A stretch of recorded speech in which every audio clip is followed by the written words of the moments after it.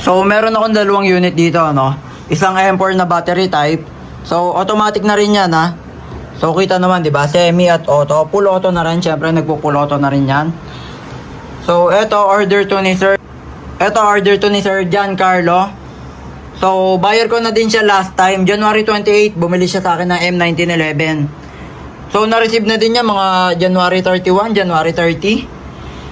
Then, kagabi, nag-ano daw siya, pag-iipunan daw niya o ano. Bigla na lang nag-message sa akin kung gising pa daw ba ako. So, yun, nag-avail nga siya sa akin. Bigla na lang sinend sa akin, nagulat na lang din ako. So, nag-avail siya yung M4 natin na automatic battery type.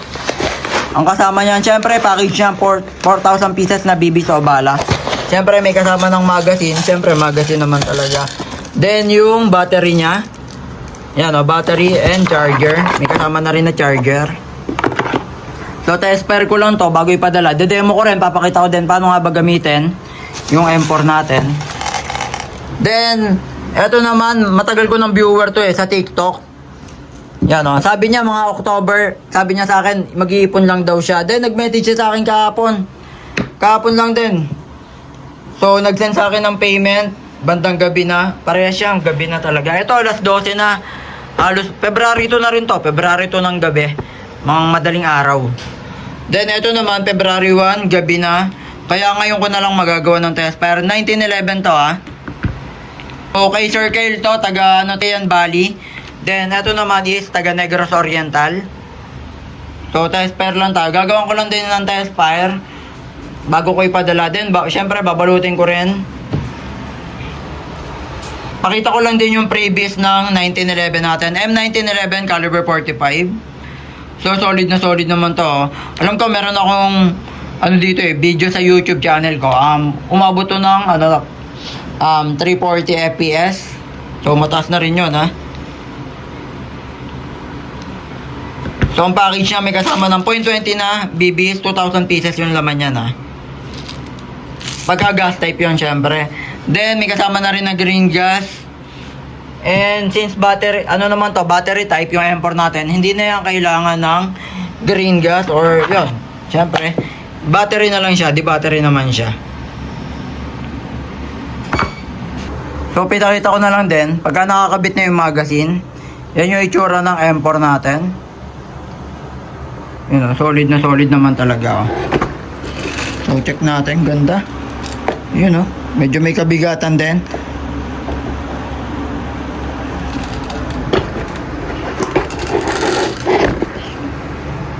So, check natin gaano nga ba kabigat. Try natin. So, dito. So, yun, halos 3 kilo. So, check natin. So, 2.8 kulang 3 kilo. Diba yung pinaka-unit natin, may kabigatan din talaga. And di pa kasama yung bibis niya, bala pag pinadala. Alam naman natin pag nagpadala, per weight yan and location. Depende sa bigat. And kung saan natin ipapadala. Syempre, battery din. Yung pinaka-box natin pag pinadala. So, bibigat pa yan. And yun nga, pagka naman may mga bumibili, nanghihingi na rin ako ng shipping fee. Since medyo mahal din naman magpadala. So, check lang natin, yung every angle. Solid talaga tong M4 natin. So, yun, kita nyo naman, diba? Tinimbang naman natin, may kabigatan din siya. Halos 3 kilo rin naman tumitimbang. So, sa mga gusto ng accessories, nabibili yung accessories niyan. Like, yan, yung kung iba naman, kung gusto ng scope, para dito. So, yung pinakabat niya, na-extend yan. So, yan, press nyo lang yan. So, di ba kita naman? So, ganyan yan, pagka hinawakan nyo. May kabigatan lang din talaga. So, pakita ko lang din paano nga ba ilagay yung battery niya. So, yun yung ito yung pinaka-battery, di ba? So, ipe-press nyo lang yan para matanggal. So, peppers nyo lang to. Ito, pababa. Para matanggal. Then, ito na yung Yan, kukonect natin. So, pakita ko lang din. Ito yung pinaka-battery. So, pasok nyo lang yun sa loob.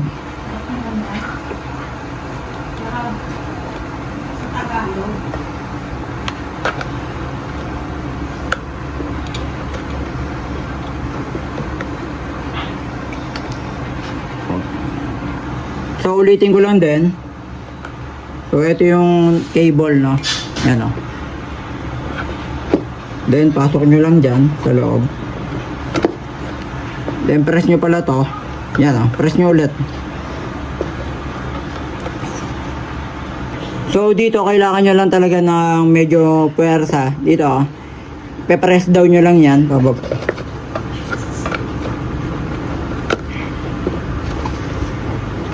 So, yan, pumasok na, diba? So, medyo puwersa lang talaga. So, para pumasok na ulit yung battery natin. So, check natin. So, wala pa naman bala yon. Siyempre, tanggalin natin yung magazine. Lagyan na natin ng BB. So, bala.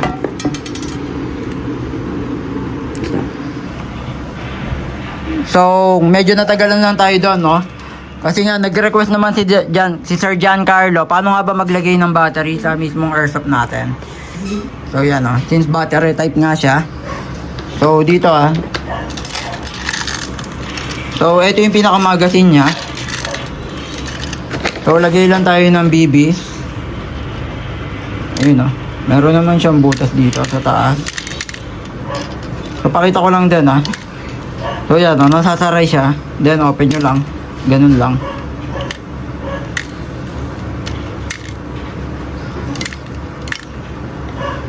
Since bago naman yung unit natin, I think hindi pa siya naka-charge eh.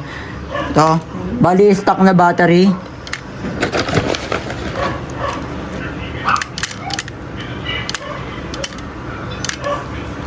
Pakita ko lang din, oh, di kamot nga pala siya.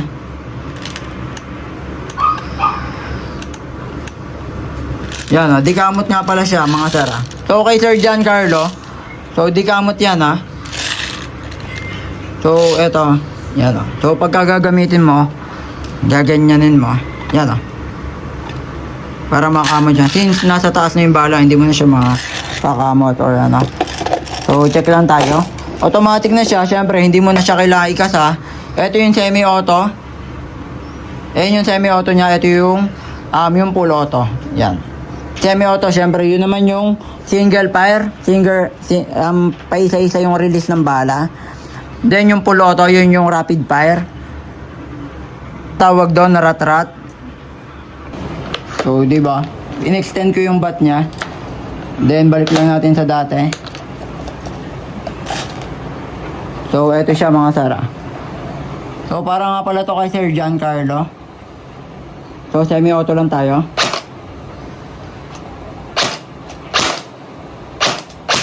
Yun, oh. Kita nyo ba? Yun, oh. So, eto naman yung full auto niya.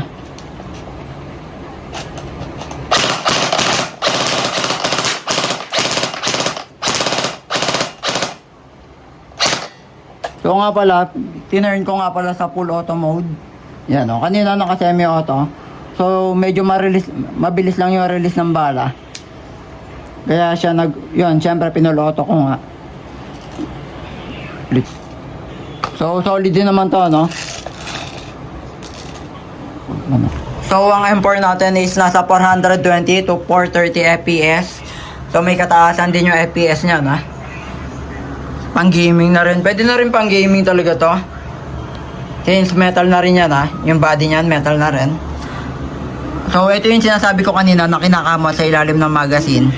Yan, ah. So, tabi lang natin to. Yan. So, lagyan natin dyan. Mamaya na natin babalutin yan.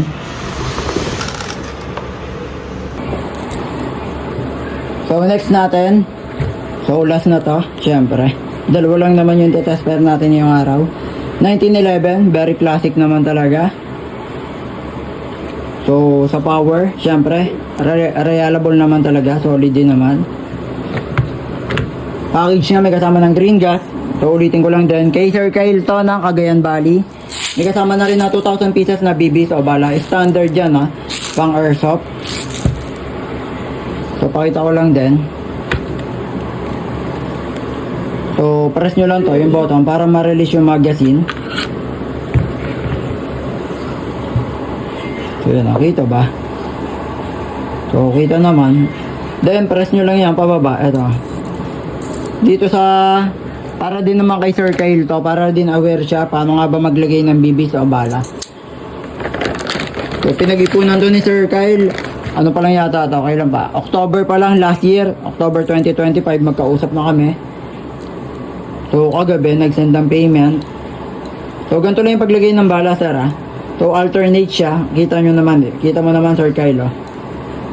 Yan.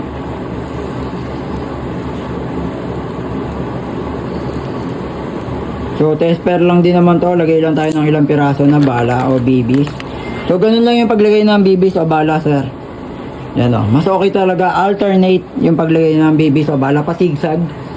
Yan, oh. Then, lagay din tayo ng green gas. So, pakita ko lang din. Ito yung green gas. Yan. Halimbawa, ito na yung, yan ah. Hawak mo na yung green gas. So, ito yung inlet valve, sir, sa ilalim. Yan. Kitang-kita naman yung inlet valve, oh. Yan. Diyan ka nagkakarga ng green gas. So, yan. Bale, magiging itsura niya pag nagkarga ka, padiretso dapat, sir, ah. Pag ganyan dapat yung pagkarga niyan. So, connect mo lang yan. Ito yung green gas, di ba? So, ito yung inlet valve. Yan, oh, nasa ilalim. Then, diretso lang. 5 to 8 seconds yung pagkarga. So, yung pagkarga ng green gas. So, ayan yung inlet valve, di ba? So, ulitin ko lang din. Siyempre, importante to since first time pa lang din naman ni Sir Kyle. Siyempre, mahirap na rin. Yan, oh. Diretso lang dapat, mga sir, ah. Yung paglagay, lalo na sa'yo, Sir Kyle, yan, panoorin mo lang to. So, yan yung inlet valve. Connect mo lang dyan, mga sir. So, 5 to 8 seconds lang yung pagkarga. Pa-count ka lang. So, ganun lang, enough na yon. Diretso lang dapat, ulitin ko, diretso lang, sir, ha. Yung iba kasi, yan, yung lalo na yung mga newbies o yung mga baguhan pa lang pagdating sa airsoft. Medyo hindi pa sanay magkarga ng green gas. Meron patabingi. Possible patabingi yan pag ganyan. Possible na masira yan pag hindi kayo marunong magkarga ng green gas. And dapat, syempre sentry din yan sa inlet valve. Kaya tinuturo ko yan mabuti. Yan o, yung inlet valve natin. So yan, ulitin ko dyan kinokonek yung parang pin. So ito naman, yan o. Yan, kumbaga yung parang sa pito ng mga bola o sasakyan. Yan, connect nyo lang yan, diretso lang. Konting diin lang, konting push lang. So, balik na natin sa pinaka-unit natin. So, 1911.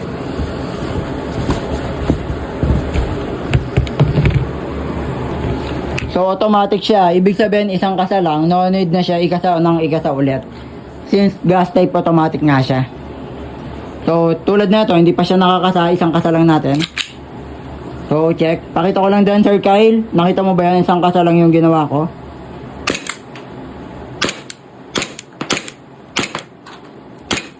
So, working naman niya. Pati yung hammer niya, working din, ah. So, check natin yung safety lock. Yan, oh. Tinaas ko yung safety lock. Nakita nyo ba? Siyempre, nakahawak ako sa camera. Yan. Ayan, oh. Diba? Kahit anong kalabit mo, hindi po putok yan, Sir Kyle. Pagka naka-safety lock. Yan. Pag tinaas, baba mo ulit. So, pakita ko lang. Diba? Solid naman talaga. So, ubusin ko lang yung bala. So, yun. Last na pala yun. Pagka wala na siyang bala, mag-open chamber siya or magka-cock na siya. Kita mo naman, diba?